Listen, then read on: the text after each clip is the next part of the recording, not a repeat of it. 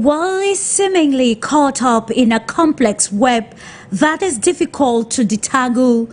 Aside the crisis in Eastern Europe, the Middle East is now the hotbed of escalation as Israel's onslaught spirals. The ongoing escalation in the Middle East, where drastic decisions from key organs in the world have been missing to hold the Israeli military operations in the region, has become very problematic in today's time. This has left indeed a clouded atmosphere. Notably, on October 14, 2024, Israeli Prime Minister Benjamin Netanyahu vowed to fight till the last, making the situation increasingly dire. As per report, the death toll has risen to over 42,000 civilians just in Gaza, without actually counting the other casualties recorded in areas across the region. The current situation has raised urgent questions about accountability and, of course, the effectiveness of international response.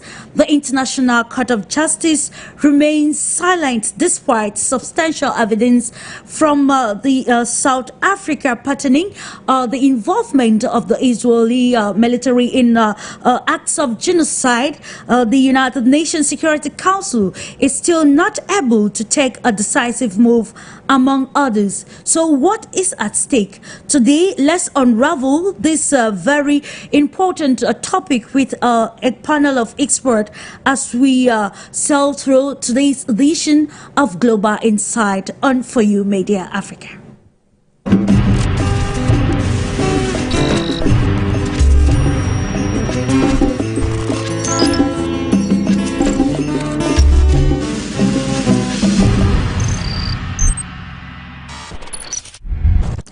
As the onslaught spiral across the Middle East, Israeli Prime Minister Benjamin Netanyahu has vowed to fight till the last, of course, bringing us to the question of what the major stakes are as the situation continues to take another turn in the Middle East. Ladies and gentlemen, you're most welcome.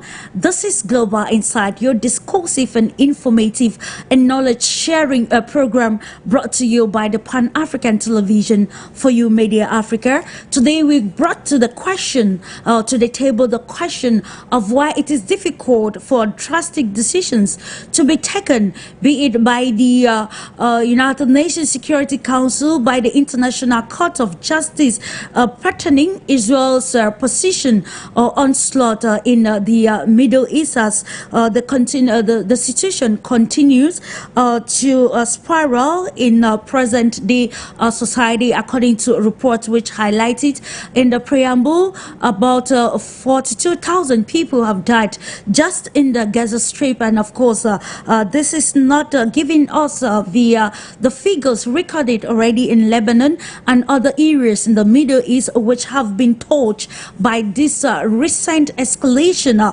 largely. And of course, just to note that the Prime Minister of Israel has again vowed that they are going to fight, and of course directing the message to the government of Iran that they are going to fight, protecting their people until they put an end to what they have said. Of course, it's a threat to the people of Israel. So how can we actually understand the failure from these international organizations and other bodies from bringing in decisive moves that can put an end to the flare that has caught the attention of not just people in the Middle East but in the global world and large. And of course, the crisis in the Middle East seems to be overshadowing already what is happening in Eastern Europe. As already underlined, with a panel of experts, we're going to unravel some of the complexities of the flare in the Middle East and what can be done practically that can put an end and give peace a chance. Without much ado, let's take you straight away to India to acknowledge the presence of Professor JAGDISH KHATRI, who is an author, speaker, and global analyst. Welcome to today's edition of the program, Professor JAGDISH. Thank you very much, Madam, and greetings to all the learned participants. It's my proud privilege to be on this platform. I take it as an opportunity not only to share my humble views, but also to learn from experts about such geopolitical issues of relevance today. Uh, I'm looking forward to much learning in this session also. But I would like to initially say that with 42,000 plus lives lost in Gaza, over 98,000 getting injured, and 1.9 million people having displaced, the biggest casualty has been our human sensitivity to such catastrophic things happening. And what will our next generation, will they feel proud of us? This is a question to be asked. There is a couplet in Urdu that says that dard ka had se badh jana hai, dawa ho jana. That means that if the pain goes beyond a certain limit, you become accustomed to it and it becomes a part of your life. And then you become immune to it. So that is the situation we are observing, with so many killings happening, so many innocent lives being lost, whether it is due to the attack of Hamas on Israel soil or by the Israel on Lebanon and Gaza, but innocent people getting lost in this war. So this is a very relevant question that this show is presenting. Why the world is watching so silently? Why you are not be so enraged about it? And let us try to understand this. This is my initial remark, and then we'll go ahead. Thank you so much, of course, Professor JAGDISH. It is time to give peace a chance, and this can only come from decisive moves, especially from international organizations giving peace a chance. Let's go now to Northern Africa, particularly to Algeria, to welcome Professor LAEED ZAGHLAMI, Algiers University Faculty of Information and Communication. Welcome to Global Insight this morning, this moment, sir, as we seek to unravel the complexities, following the situation in the Middle East this juncture. First of all, good afternoon to you, of course, and good afternoon to the distinguished guest from India and as well from my continent. I'm so pleased to be part of this panel. And of course, when we look at what is happening right now in the Middle East, as Professor had already, JAGDISH had already mentioned and recalled, 42,000 martyrs killed, over 90,000 injured, and 80% of the Palestinian infrastructure has been demolished. This is a shame in the face of the humanity, I think, and exactly and particularly to those countries who pretend to be civilized and democratized.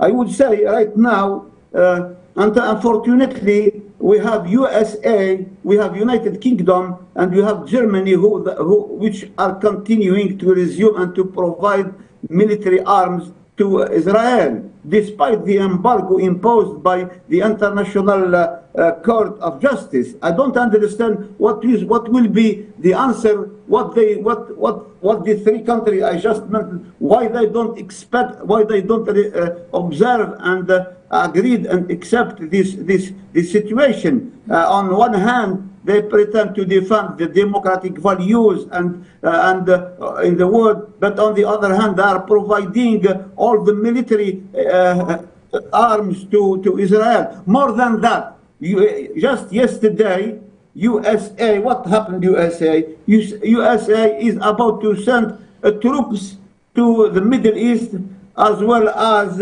advanced anti-missile system to provide for Israel. So the escalation is coming from the so-called Western countries. And more than that, and here we have a state called Israel, which is violating the basic rules of peace and security. Yeah. They have been violating, they have been transgressing the decision by United Nations system, by the United Nations, I would say, Security Council. They are breaching what the decision made by the International Court of Justice, the International Criminal Court in Iran. They have been also breaching the rules according to the report by Human Rights Watch as well as Amnesty International. So what can we say? How can we describe this state, the Israel, which is just ignoring and of course denying all the report from all this international community? Mm-hmm. And of course, Professor LAEED, that is where the problematic lies.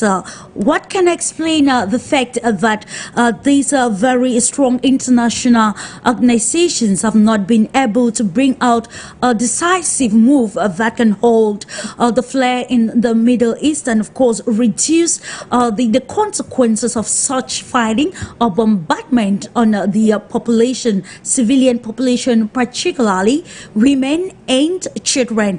And to South Africa, let's welcome Good News Cadogan, of course, bringing to you the question of why the silence from the International Court of Justice, and of course the difficulty for authorities to exercise the call by the ICC chief prosecutor to ensure an arrest warrant following the bombardment in the Middle East. Just to note that you are a Pan-African coach and chief coaching officer at CADOGAN. Welcome, sir. Thank you very much. Thank you, Clarice, and greetings to your audience across the world, and greetings to my fellow panelists, Professor KHATRI and Professor ZAGHLAMI. And I am glad to be here. And it's not an easy subject or easy thing to discuss because it dates back to historical occurrences. Sure.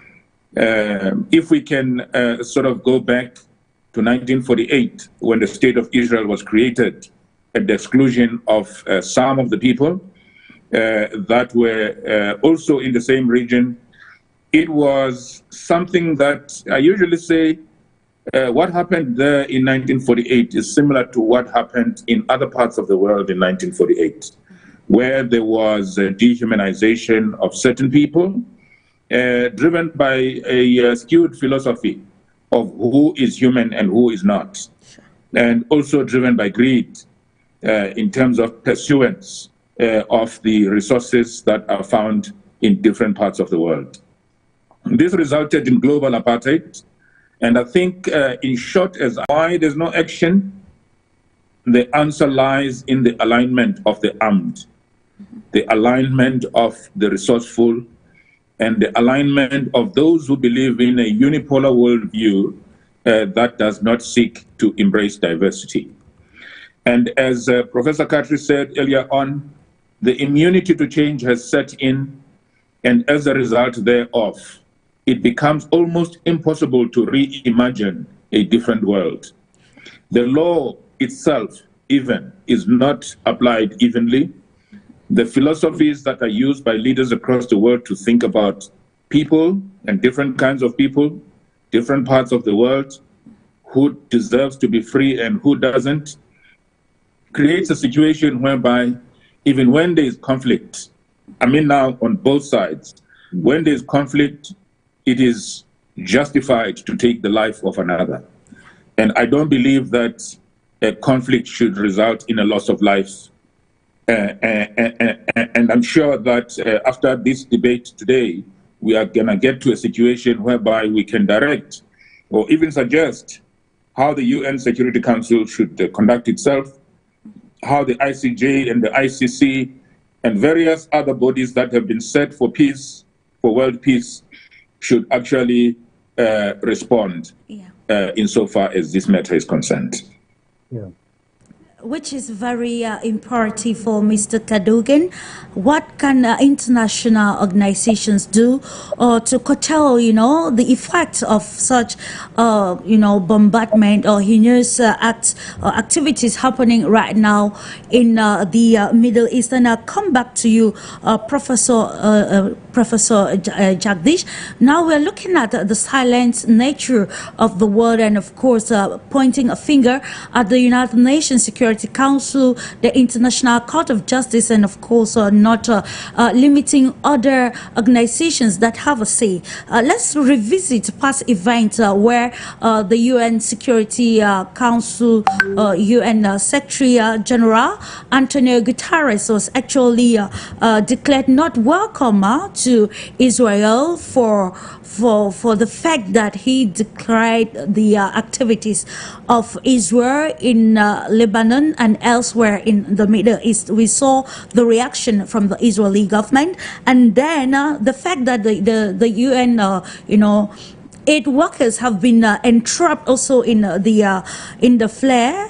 The call from the various bodies for Israel to stop, but then we saw the Israeli Prime Minister Benjamin Netanyahu saying outrightly that aid workers should be stopped from entering, the restive region because they have no, plans to stop now till they attain that objective.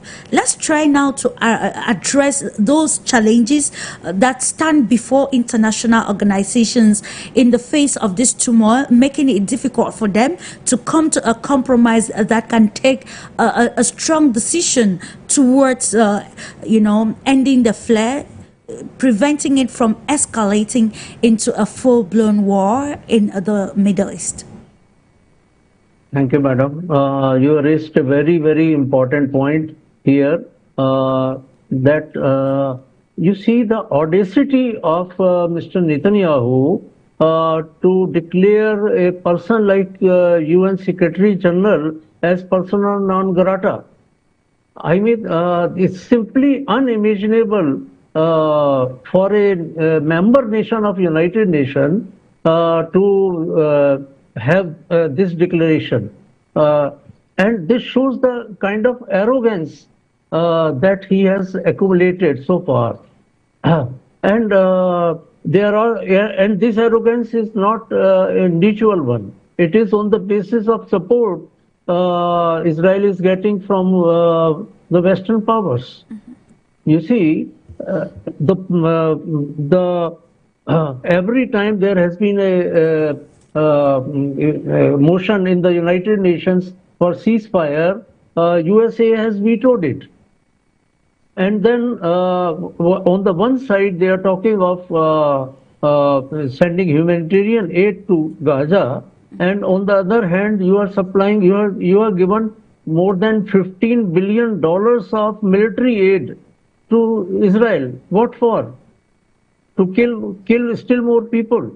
Yeah. I mean, this is unthinkable, and as a superpower, as it is assumed to be, America has a moral right to stop this and pressurize Israel not to harm the civilian population and go for ceasefire. So this arrogance is coming only because of support from USA and continuous supply of arms over there. Yeah. And mostly this Sunday morning, they even attacked UN peacekeeping force headquarters. I mean, this is something really, it's violation of international law at all. And this should not be seen lightly. Indeed, there is need for leaders to sit on the table and take decisive moves. And in the same perspective, now we have identified those challenges with you, Professor LAEED.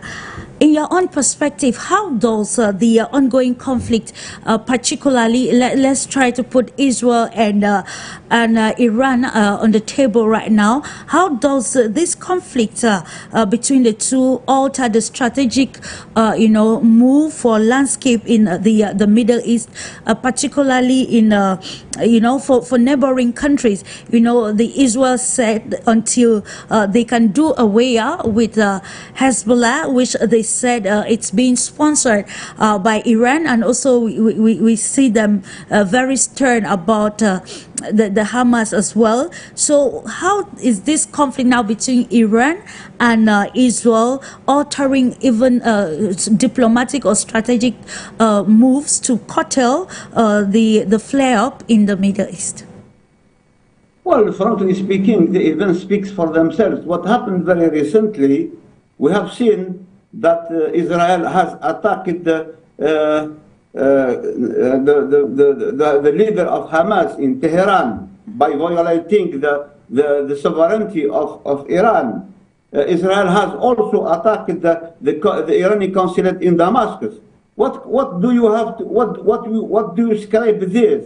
So Israel has been in the ongoing provocation against Iran. So I don't understand on which logic USA, Germany, United Kingdom, France, and so forth are supporting and helping Israel. It's okay. But when it comes to Iran supporting what we call the axis of resistance, no, it should not. This is not fair. This is not logical. This is not democratic. What happened right now? Israel is using the fallacious pretext of self-defense to abuse and to use. And frankly, without the support, the full support of USA, Israel will not be doing this, will not behave in such way.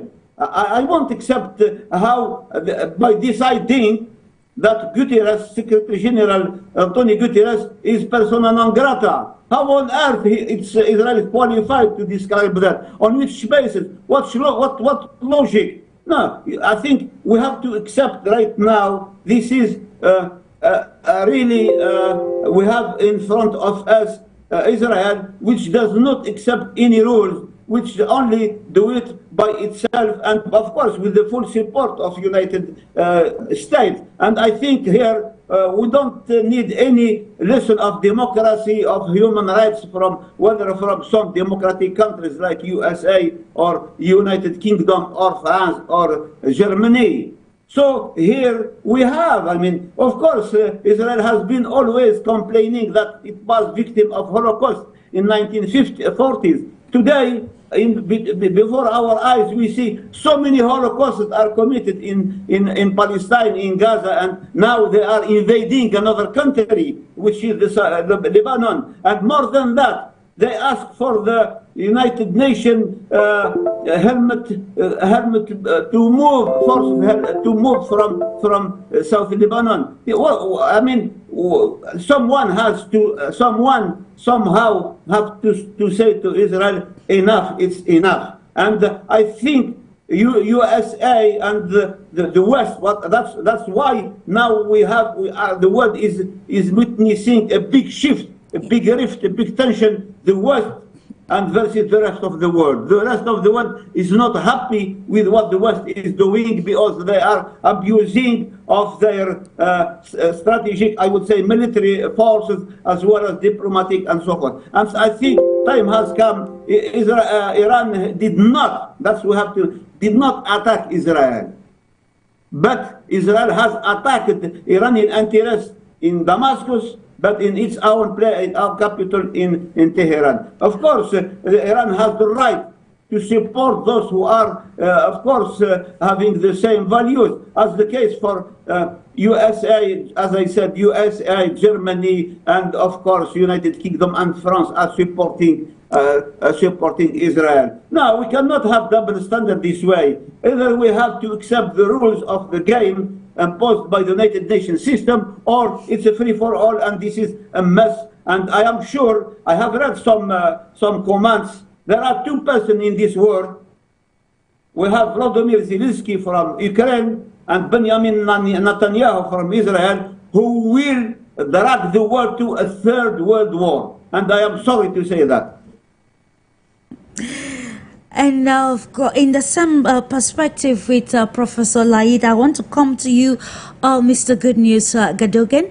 Can we, from all that has been said, come to a conclusion of that the U.S. and Israel are actually moving towards creating a new world order? And of course, let's look at how this, because some pundits feel like the dream of Joe Biden in the Middle East is materializing now with the mayhem or the crisis happening in the region at this particular moment. Can we assert that these two countries are moving towards the creation of a new world order?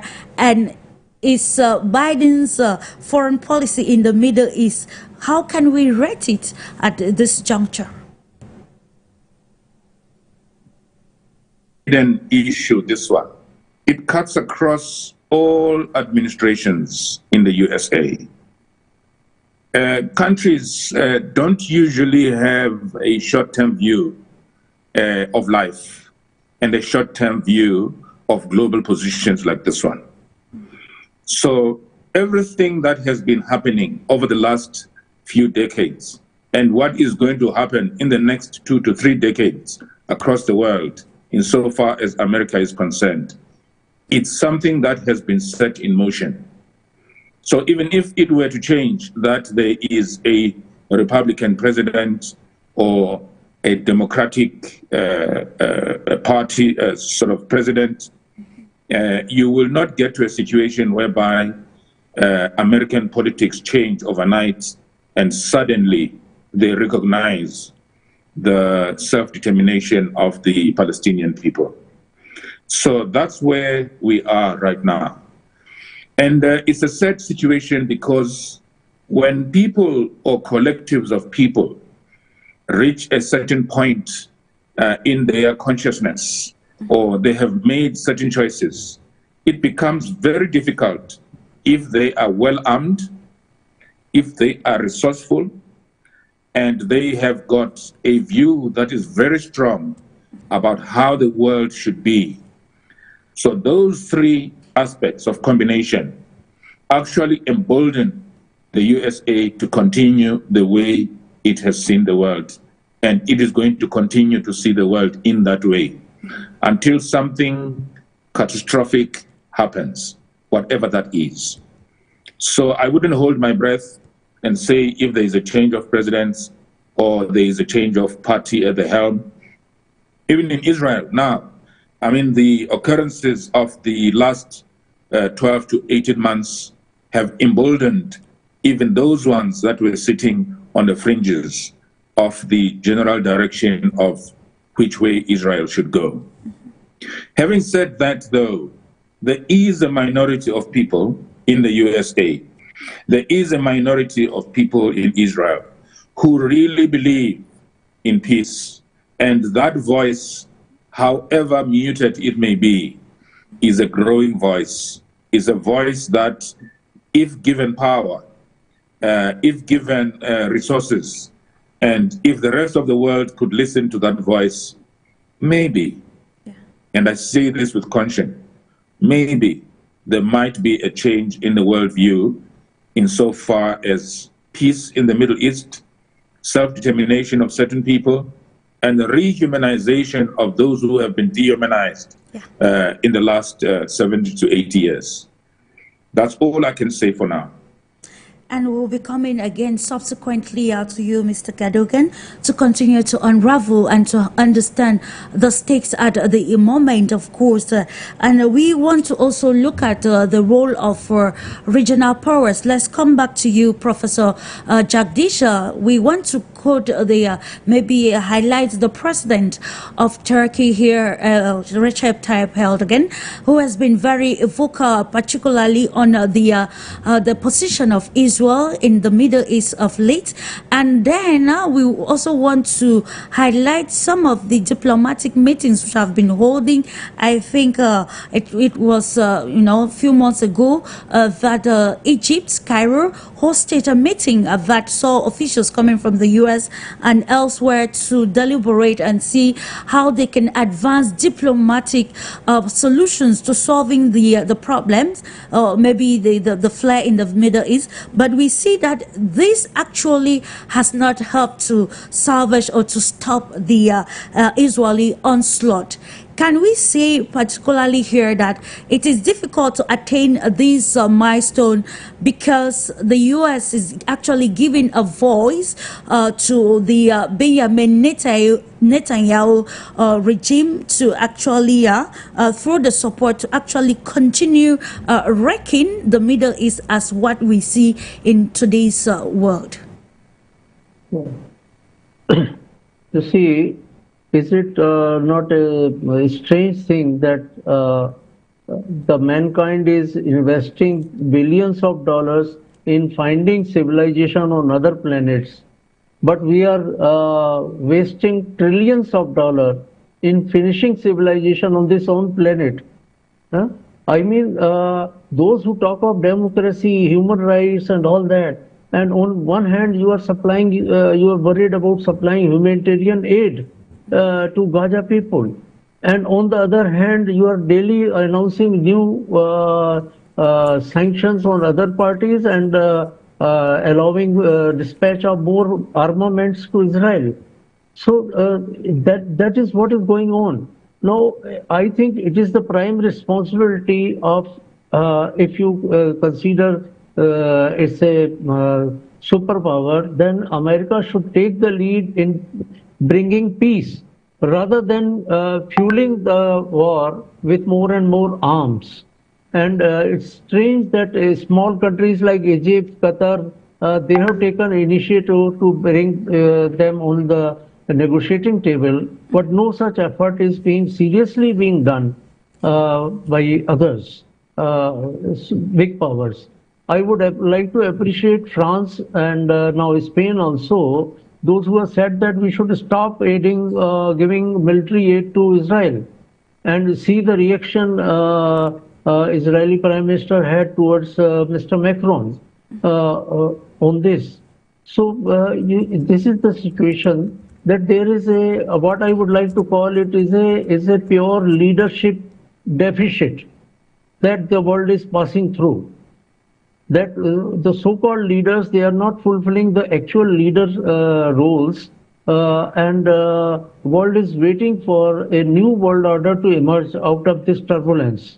As Professor GOODNEWS said, that a new world order may come once the minorities who are pro-peace, they raise their voice together, and a peace is there, whether it is in Ukraine, whether it is in Sudan, whether it is in Lebanon or Gaza or anywhere on the planet. So there is urgent need to go through it. And another thing that I would like to say, that the argument of self-defense should not be taken to do whatever you like. I would like to mention one of the quotes by International Court of Justice while prosecuting war crimes committed in Kosovo during 1990s. It was said that you have a right to self-defense, but it is not limitless. So there has to be a limit, because Article 2.4 of UN Charters prohibits the threat or use of force on any other nation to subvert its sovereignty, territorial integrity and political independence of other nations.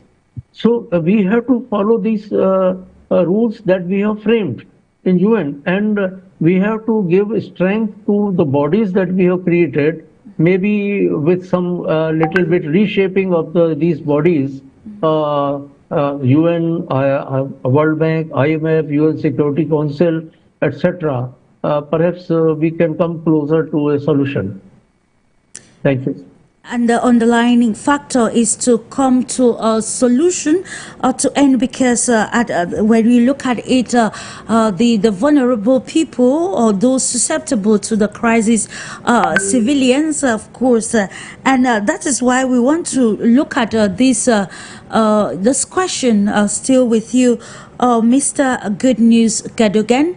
According to some pundits, there is need for the European Union and other countries even engaging in free trade with Israel to put an end, so as to maybe while reducing its economic prowess, it will also bring some pressure that will not see Israel bombard the nations in the Middle East with the argument that it is defending itself from what they call militant group or terrorist group. So what is the role of the European Union and other countries that are engaged in serious or free economic deals with Israel, in light with bringing Israel into reducing some of the activities that we can find today in the Middle East, that has led to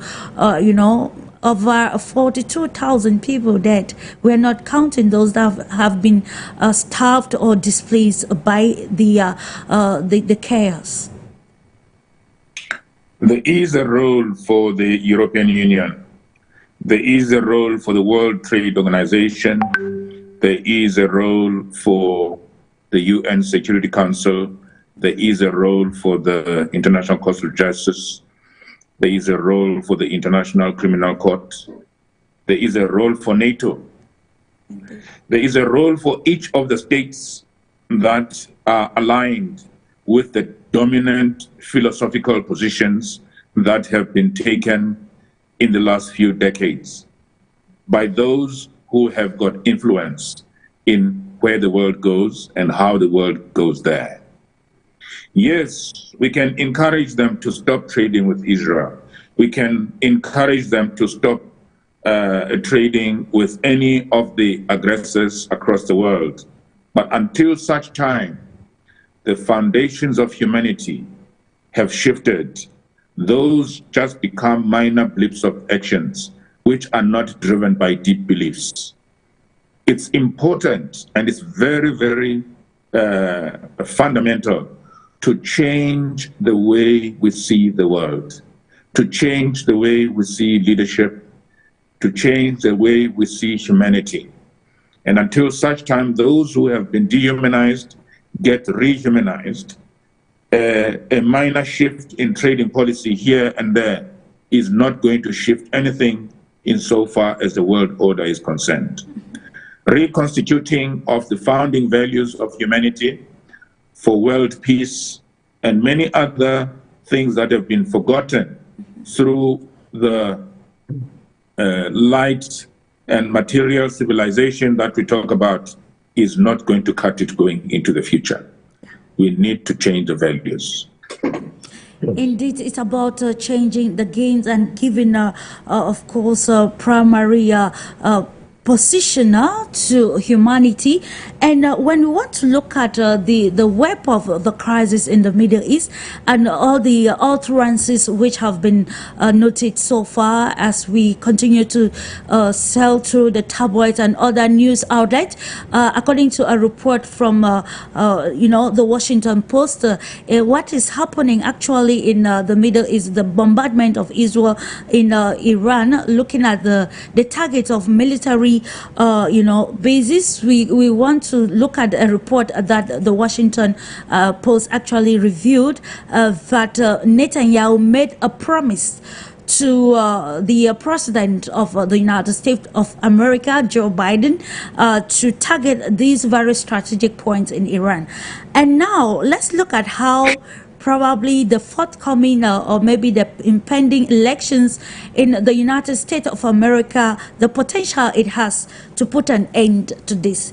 Do you think the change in leadership from in the United States of America will be the start point to the end of the flare in the crisis in the Middle East, and particularly elsewhere in across the world, where we see the Biden-led administration directly involved in providing military material aid to countries, particularly Israel, and let's also cite the Kyiv government.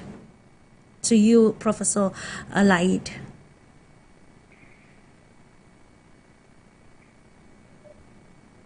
Hello, Professor LAEED. I said, can you hear me now? Sorry, can you hear me? Yeah. Yes. Sure. Oh, Yes, thank you. Sorry.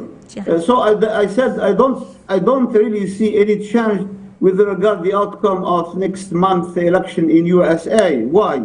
Because since its existence, USA has been supportive of Israel, and it's I would say it's the main ally of it in the Middle East. So whether Democrats or Republicans, they have always providing arms and of course ammunition, political support, diplomatic and so forth. Because in USA there is a strong Israel lobby, IPAC, and this is association of Israelis who are being infiltrated and have decisive role in foreign policy. And for sure there will not be any solution in the side. But let's make it clear. I think we like it or no, USA is losing its prestige and esteem as a fair and impartial power. That's why there is against the bloc of which is run by USA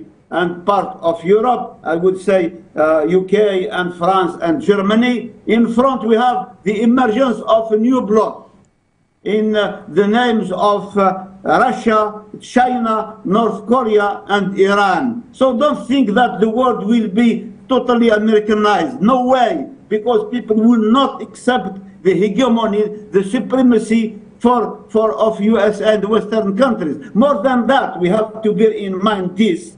Those people who are fighting now, who are struggling, who are acting, they are whether in Gaza or in South Lebanon, they are in their own land, in their own territory. So they are for their own territory, for their sovereignty. Whereas for Israel, it's an they are for their own survival, and I don't think this will last for so long. Israel has been attacking in very genocidal way Gaza and I would say South Lebanon. More than that, they denied, they won't accept the solution of two states that was negotiated 30 years ago in Oslo. Why? I mean, what do they want? What Israel do they want? I mean, for the Israeli and the reporter. So I think in the forthcoming months and years there will be more escalation, but for sure there will be more misery and suffering from both sides. And I don't think those who are fighting, whether in Gaza, the militant, or those who are the fighter in Gaza or in South Lebanon will give up. No way. I mean, it's up to Israel, it's up to USA to force Israel to accept the status quo, or at least to go for some kind of negotiation and ceasefire, and why not the recognition by Israel of the option of two states. There is no other solution, we like it or not. There are a lot of concessions from the Arab countries, from the Palestinian side, but Israel is denying that, and they are imposing their rules of force. Yeah. But this will not continue and will not last for so long. And I am definitely sure that whether with the support of USA or no, there will be an end, and in the end of the day, I'm sure the Palestinians will get their own country, their own sovereignty. Indeed, it's about respecting sovereignty, even in the new dimensions of, the world, and of course, what we need to prioritize. Let's try to understand the narrative surrounding U.S. link with you, Professor JAGDISH, U.S. Involvement in the Middle East. There are some pundits who feel like, it's not the U.S. that is giving a voice to Israel, but instead that Israel is dragging the United States of America into the flare in the Middle East. Can we say at this particular moment that Israel is actually, controlling the United States? And let's also, with you, Professor JAGDISH, look at the position of the collective West.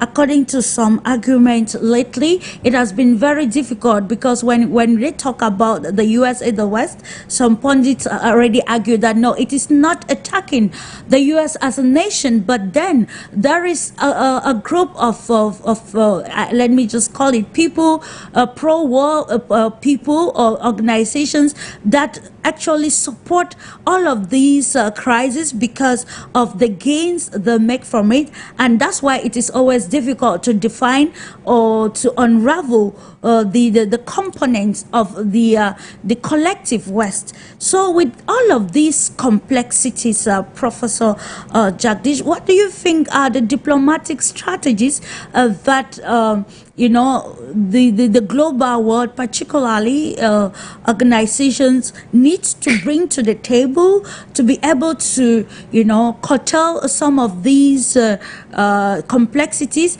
and ensure that we move closer towards that position of a ceasefire that can lead us to a table where we discuss and compromise for the good of humanity?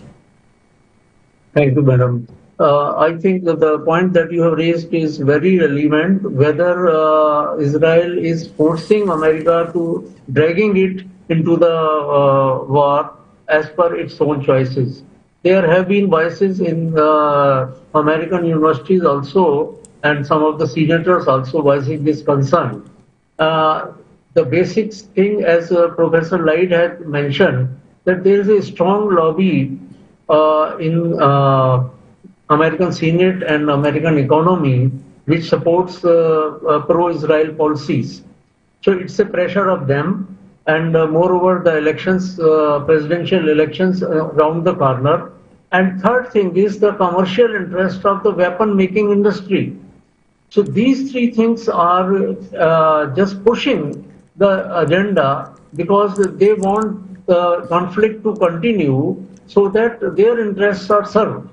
I would like to quote, to support your point, I would like to quote from a recent book, The Palestine Laboratory, How Israel Exports the Technology of Occupation Around the World. This is written by investigative journalist Anthony Lowenstein. And he has made a case that by becoming a key supplier of arms and surveillance technologies to most countries around the world, Israel has brought itself into an excellent position of insurance against any moral censure or other sanctions, because their equipments are being used. Even the UN itself is giving Israeli companies security contracts, including for CCTV cameras, drones, and threat detection systems.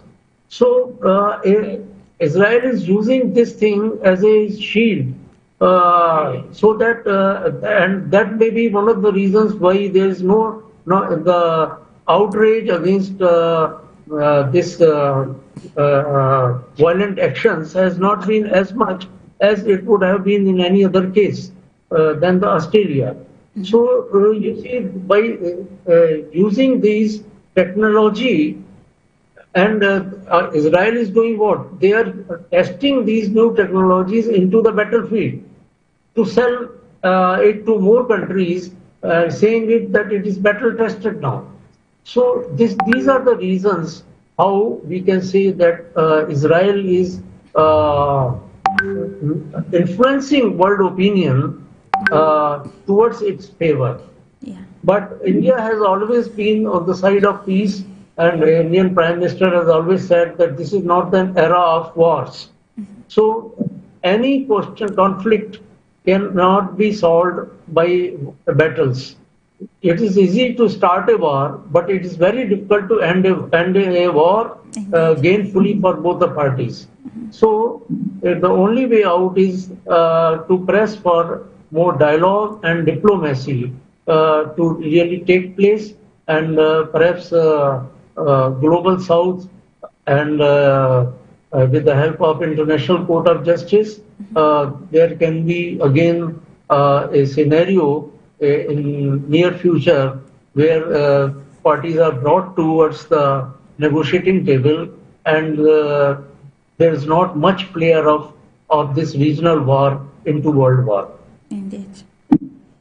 Dialogue and diplomacy being the key words which you have underlined, and it brings us to understanding these terms in the era of shifting global dynamics in every sphere.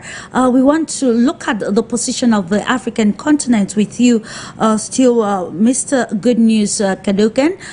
When we look at the fact as per some report that Israel and the U.S. Do not have any intention of de-escalation in the Middle East at this particular moment, and we know that the crisis also have a ripple effect, not just political but also economic. So in your own perspective, how do you think this further escalation is impeding the affecting the African continent, and what can be done aside the move by the South African government, by other major stakeholders across the continent to mitigate the effects of these crises in the Middle East from spiraling into the African continent that is presently dealing with a lot of issues as well? The sentiment is that, as Professor ZAGHLAMI said earlier on, not to yield to the American pressure of a unipolar world. So there's a lot that Africa can do. Africa can raise her voice by outing the real intentions of the collective West in the led by the USA in creating the various conflicts. Africa needs to contribute to the provision of alternative views. Africa needs to promote the alternative voices that currently are in the minority in the various parts of the world, including the USA and Canada. There are very progressive organizations there that speak against this aggressive approach to creating this world order. Africa needs to contribute to the creation of alternative institutions that then will weaken the ill-conceived institutions that are dominating the world today. Africa needs to contribute to the creation of alternative economies and economic models. The African economies have not changed much since colonization of the 1800s. Many African countries, South Africa included, are still servicing the colonial value chains. We are suffering on the continent from a resource curse rather than a resource blessing, meaning that if we don't lose our resources to war and conflict, we lose our resources to exports that are not beneficiated, meaning that we export low-value resources and buy them back as finished products, thereby fueling and causing more expansion to the collective West as it stands today. If we can start beneficiating our own resources here on the continent and increase intra-Africa trade and trade with other viable and progressive nations across the world, the grip that the collective West has on the world will then decrease. and hopefully we will all begin to treat each other as human beings. And indeed, which is about understanding the real stakes, of course, the intention of the collective West, as you mentioned, Mr. Cadogan. I will stay with you this time around. Let's still bring back the position, because when we're talking about the collective West, we keep mentioning the United States of America. And let's look at the fact that the role that the U.S. has to play.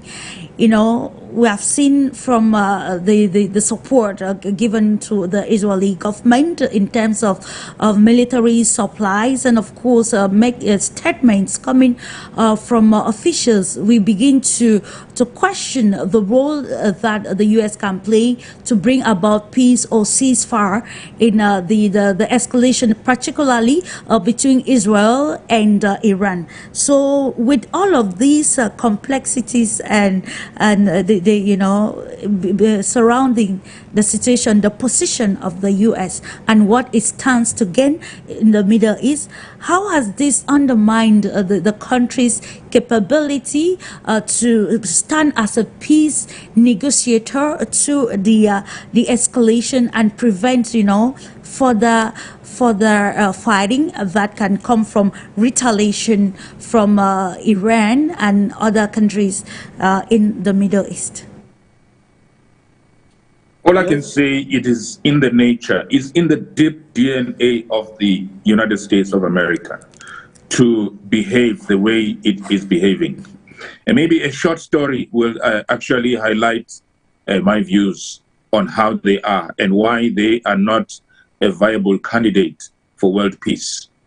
So the story goes that a frog was swimming across a stream, which was a little bit deep, and in conversation with a scorpion, the scorpion asked the frog to carry it on its back so that it can go to the other side of the river. The frog said, "No, I am not going to help you, because I know if I help you, you are going to sting me and I am going to die."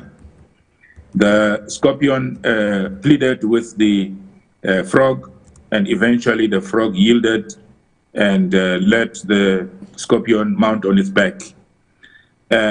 Eventually, when the scorpion was on the frog's back, it did what scorpions do: stung it, and the frog sort of drowned in the water. And when asked, as it was about to get under, it asked, "Why did you do it?" And the scorpion said, "It's in my nature." So the nature of the USA and the nature of the collective West is going to take time to change, and it might not even change under voluntary conditions.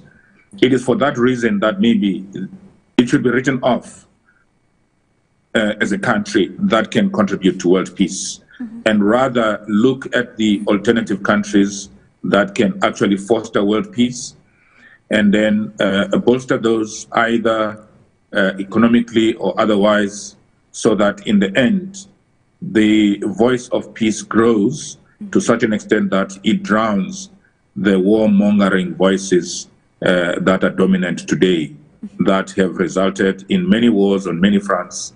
In fact, some war analysts, they are already saying that we are with World War III as we speak, because of the many conflicts and the number of nations that are involved. Indeed, the many countries involved in the either diplomatic or conflicts and so on and so forth. And if the U.S. has lost that position as a peace advocate to the many conflicts affecting the global world, then which country is best for this position? And I come to you with this question, Professor LAEED. Do you think Turkey stands the chance to be as a mediator to ending the flare in the Middle East, or which other countries do you think can stand? Because the U.S. has always been using her veto power when the United Nations comes out rightly calling for, you know, an immediate end or even sanctions on Israel, the U.S. has always vetoed. Which other countries is Turkey the perfect nation that can negotiate this peace talks? Well, I don't think that Turkey is well placed to intervene, because the president of Turkey himself, he said he is fearing for his own country when it comes to Israeli invasion of Gaza as well of South Lebanon. So he said next country it will be Turkey. So I don't think I don't think there will be a country which will impose on Israel to stop this genocidal attack. The only country is USA, which is supporting. That's exactly the problem. Well, the origin of the root of the problem is that USA is continuing to support, to pouring arms, ammunition, diplomacy, and so forth of Israel. It's not in the interest of the Israel and the West that Israel is a weak country in the Middle East, because it's a strategic ally. That's why what we expect in the future, and that's what I'm thinking, there will be a strong front against USA and against the West. There will be the emerging of power like Russia, like, of course, China, North Korea, and Iran. Those 4 countries will be to counterbalance the hegemony of the West, because they are abusing of their supremacy. And I think now we are, as Good News put it, we are on the brink of Third World War. If common sense and wisdom have not to be implemented. So what I want to say, I think, and I said also, Israel has to obey to the rules of the force, and I am convinced that they will lose a lot of in their attack on Palestinian, on Gaza, as well as on South Lebanon. By the way, they have been invading Gaza for 1 year and so, and their objective were that, first of all, killing, I would say, completely dismantling Hamas. Hamas is still alive. Secondly, the release of hostages. Nothing has been done. So has been done. The same will implement in their attempt to invade South Lebanon. Hezbollah, we like it or not, is 100,000 militants. And these people, I'm not defending them, these people are strongly believer of what their own cause, because they are in their own country and they will not give up any inch of their territory, compared to Israel, which is struggling for its existence, because they should, Israel will like it or not, they should comply with the international rules for the 2 states, like it or not. In the long run, although now Israel is running attrition war, but there will be, of course, there will be one day an end to this war, because in the end of the day, the common sense and the wisdom will prevail. More than that, Israel is through Israel, Western countries is giving us a very negative picture of what they call democracy, of their values. These values of suicidal, of genocidal attacks, and of helping, of forcing Israel, I would say, of killing people, does not work anymore. We like it or not. So many analysts said right now that democracy from Western perspective is declining, is completely in decline, and therefore we have the emergence of many new values, new countries that are more wise, that more fair, more impartial, and of course now the Western values are in their, I would say, in their disappearing. Why? Because they are not fair, they are not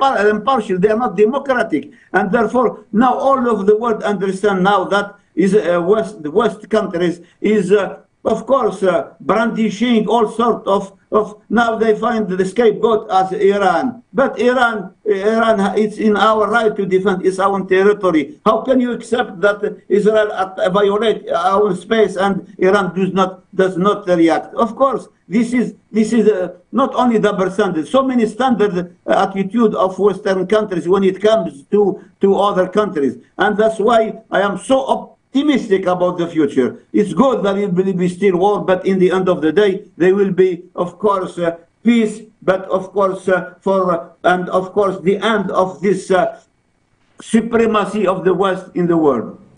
And indeed, it is imperative for that peace to come sooner than later to, of course, reduce the consequences on the civilian population. Professor JAGDISH, you may want to comment, especially on the standpoint of Professor LAEED, on who is the perfect mediator or that country that can act as a catalyst for peace in the Middle East. Yeah, dude. I have 2-3 things to mention in this. Number one is that world is coming from unipolar to multilateralism stage. Sure. And this cannot be denied by any force. Sooner or later it has to come. And if we see the last few years, BRICS has gained a lot of popularity among nations. So many countries have applied for its membership. So the BRICS as a group, the Russia, China, India, and South Africa and Brazil together, they can raise their voice for peace and take an initiative on this.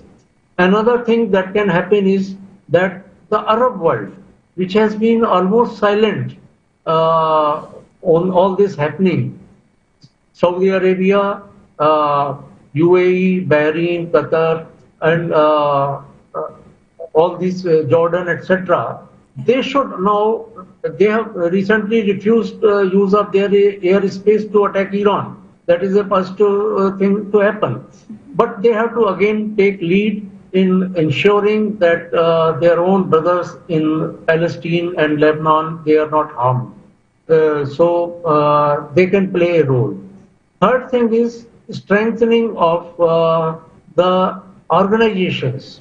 You see, we cannot, howsoever weak our UNO and other organizations may be, but they are needed. And it is a responsibility of everyone to reshape them, reconstitute them. I would like to mention here a formula given some time back by earlier President of UN Security Council from Singapore, Mr. Kishore Mehbubani. It was said that 7 + 7 + 7 formula for UN Security Council. That is 7 permanent members plus 7 semi-permanent members plus 7 elected members. So if you reconstitute UN Security Council like this, involving countries like India and other Asian countries, from Africa also, from South America also, this will really become a global institution to reckon with, and the hegemony of certain powers will be limited then. Then fourth thing is that the trade. Now if these global South countries, they start trading in their own currencies, and you see America is a capitalist country, and they are always bothered about their commercial interests. So if they all unite together and trade among themselves as a trading bloc, then perhaps it will make an impact on the global scenario. Yeah. So these are few things that I hope they can contribute to the peace process. Indeed, just to note, ladies and gentlemen, that if you are just tuning in, you're on to your Pan-African television. It is for you, Media Africa, and on the platform Global Insight, your discursive and, of course, knowledge sharing program that seek to bring insight into the development happening across the global world, especially in the time of changing dynamics, especially in line with international relations and cooperations. And today our focus is on the Middle East. While the escalation is ongoing, we begin to ask questions as to why it is difficult for the strong organizations to take drastic or decisive moves towards Israel, as the country has remained very defiant, and outings from the Prime Minister Benjamin Netanyahu has shown that there is no hope for de-escalation in the shortest possible time. So with all of these complexities, where do we situate ourselves? Where do we situate the Middle East? Is the U.S., is Israel and the U.S. and other allies moving towards a catastrophic new world order? And how can, of course, the position of Iran come now to help to pacify and do not ensure that the Middle East is being engulfed by a full-blown war? And of course, this is the question directing to you, Mr. GOODNEWS CADOGAN. We know that if Iran can, retaliate violently and towards Israel's attack, we are going to see, some sort of an escalation that can touch other countries, Syria, Lebanon still, and others around the region. So what do you think is that strategic or diplomatic stance that the Iranian government can take to not, give room for the escalation of what is already very, catastrophic in the Middle East? Negotiations and diplomacy is a very complex thing to undertake at a nation-state level. And between nations, between regions, allies that involve a superpower in the USA, you will find that Israel is emboldened to carry on this path. And they may want to destroy the nuclear capability in Iran, irrespective of what the response from the Iranians is. They may also want to destabilize Iran so that maybe there is a change of government eventually through an internal revolt. Nobody knows really what Israel seeks to achieve insofar as Iran is concerned. So Iran is always going to be on a back foot, is always going to be in a reactive mode insofar as this war is concerned. So it's going to be difficult for them to lead the way or even direct the conflict as to whether it escalates or not. It is a given that whatever comes of this conflict between Israel and Iran is dependent on how far Israel is prepared to go. So in the end, it's pretty much between a rock and a hard place. There's nothing they can do from where I sit, really. Yeah.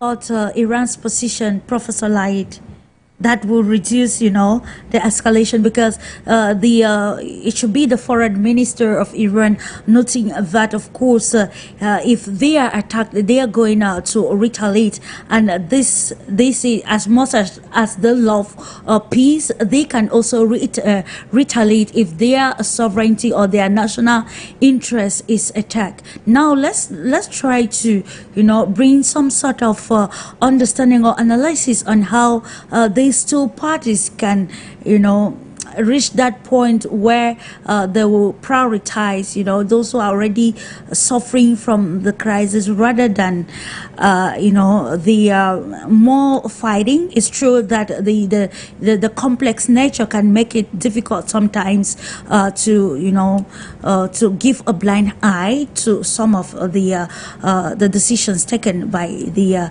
adversaries.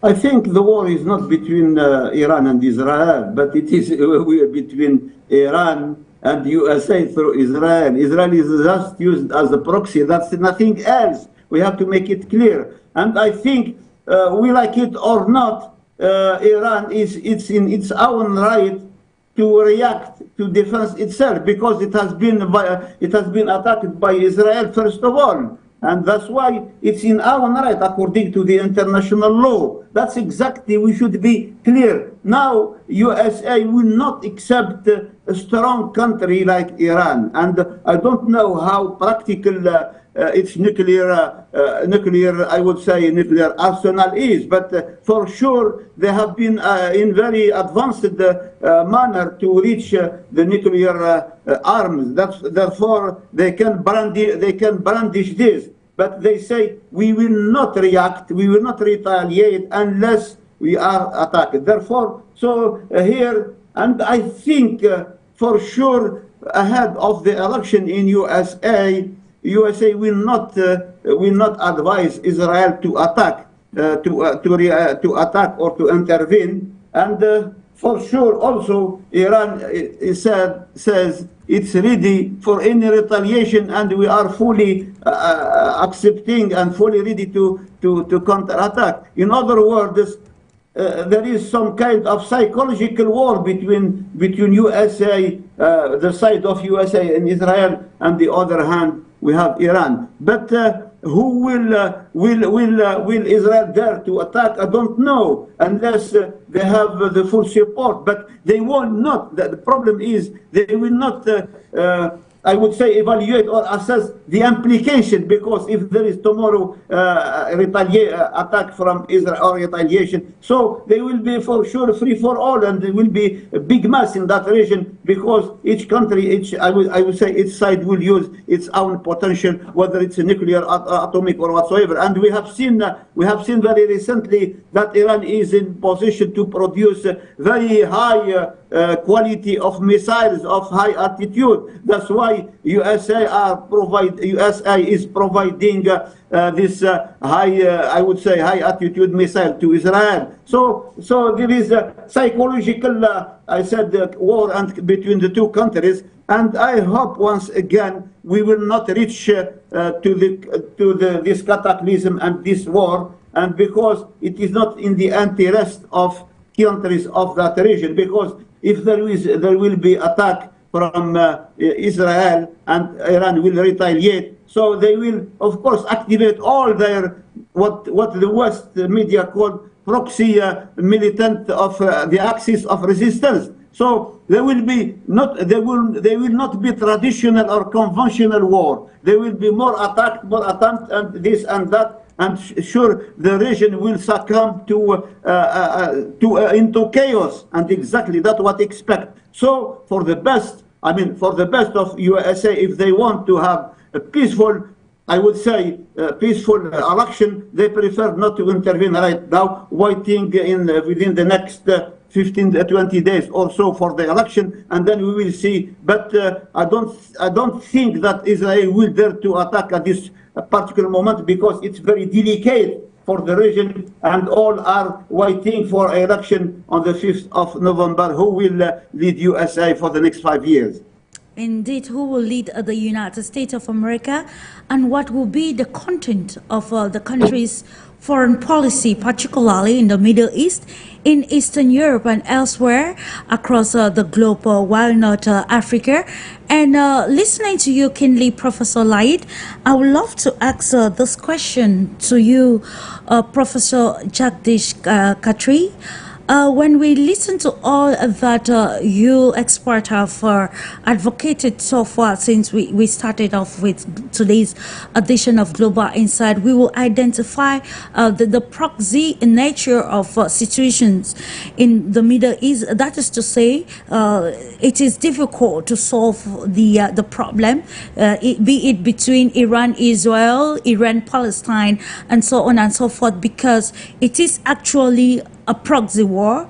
So what do you think are those best tools or right parameters that we can, not us, but then those at the helm can use to solve such, a crisis of such magnitude, when it is, of course, the war for personal interest, geopolitical interest, rather than the interest of even the country that is suffering from the flare?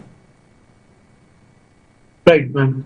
You see, let us make one thing clear, that we are concerned about killing of innocent civilians, women and children, and destruction of billions of dollars worth of properties everywhere, displacement of people from their residences. So you see, these are our concerns. But this is not in a way to support whatever these proxy wars are taking place, or the non-state actors like Houthis or Hamas or Hezbollah. You see, when we talk of nations, then it becomes a separate thing. But we cannot equate non-state actors with the nation itself. Now, I am little optimistic about one thing, that you see, since more than 2 years Russia-Ukraine war is happening, but NATO has not come directly into the war. Similarly, here also in Middle East, more than 1 year has passed. But whatever be the condition, there may be regional flare-ups, but USA or Russia or China, they would not like to come directly involved into the war, turning it into a world war. Neither the neighboring Arab states, they will be interested to get dragged into this war. So there will be attacks and counter-attacks, but after some time, this has got to come to negotiating table. Another thing that is likely to happen is, you see, just before October 7 attack by Hamas on Israel, Mr. Netanyahu was on a sticky wicket in his own homeland. His corruption charges were there, and he was not as popular. There were protests against him. But once the war started, then he has turned this into an opportunity to consolidate his position. But even the population of Israel, they are not all pro wars, endless wars. So they are also suffering.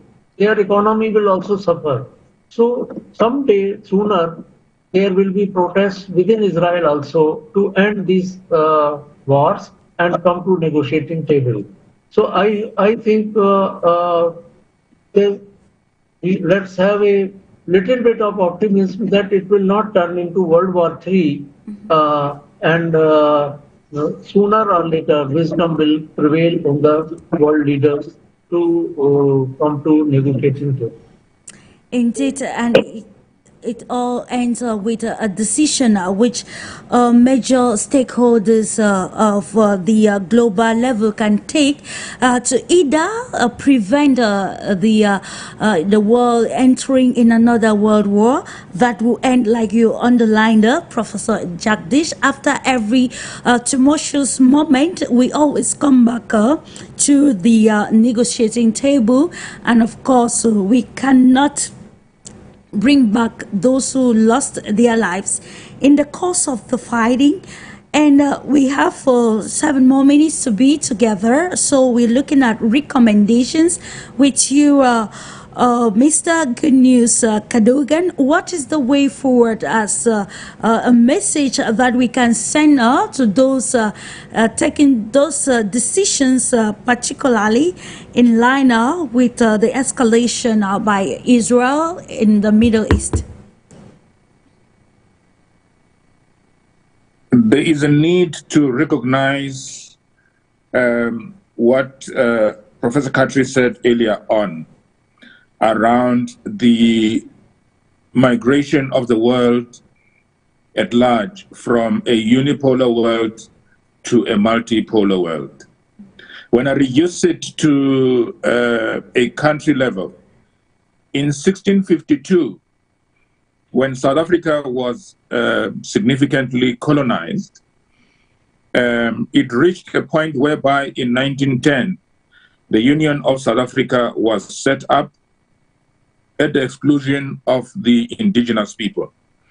And in 1948, the same time that the Palestinian state was sort of cancelled and the state of Israel was put in place at the exclusion of the Palestinian people. So in the end, Palestine never had our 1994, because it's in 1994 that South Africa became a multipolar kind of world that started to recognize the humanity of the majority of black people that live in this country. It doesn't mean that we have sort of overcome all our challenges. Corruption and all sorts of other things still plague us today. And when we look at the year 2030, it's a year of hope that South Africa may actually get to realize the dream of being a multipolar country. So what is the message then to the powers that be or the decision makers in the various global bodies that we mentioned here? Yeah. I think there's a need at the level of a leader, not as a collective. Each leader that sits on the global platform, whether it's ICJ, ICC, United Nations Security Council, or the NATO, or any of the other bodies that are there, World Trade Organization, the World Bank, the International Monetary Fund, all of these bodies need to unite first at the level of each leader, recognizing that all people belong. And the world is diverse, and there's a need to have equitable decisions made insofar as the affairs of human beings are concerned. Absolutely. Each and every human being on earth should feel that they belong.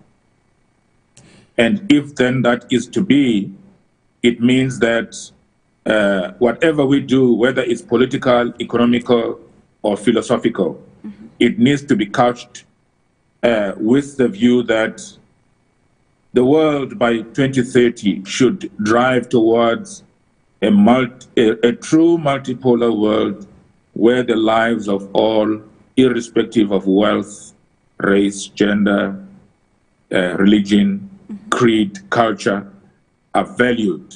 Then it means any aggressor, however rich they may be, however well-armed they may be, will not have a voice in the larger world system that is multipolar.